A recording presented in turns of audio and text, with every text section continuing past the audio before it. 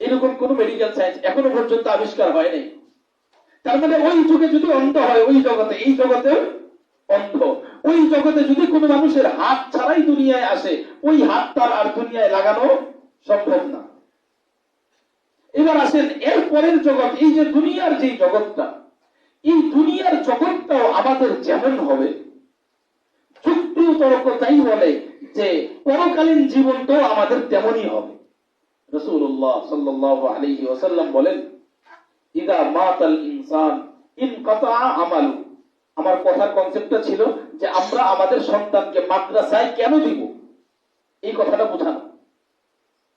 আল্লাহ রাসূল বলেছেন, ইদা মাতাল ইনসান ইনকাতা আমালু। একটা মানুষ যখন মৃত্যুর কোলে ঢলে পড়ে, একটা মানুষ যখন মৃত্যুর মাধ্যমে অনন্তকালের জীবন শুরু করে, তখন তার আমল নামার খাতা বন্ধ হয়ে যায়। ইল্লা মিন সালাস, তিনটা কাজের মাধ্যমে তার আমল নামার খাতা জারি থাকে। তিনটা কাজ, কয়টা? খুব ভালোভাবে বুঝবো।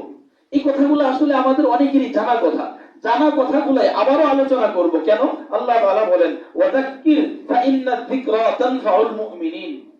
জানা কথা, দ্বীনি কথাগুলো বারবার বলতে থাকো, কারণ বারবার বললে মুমিনের কলবের মধ্যে নূরে ঈমানই চমকায়।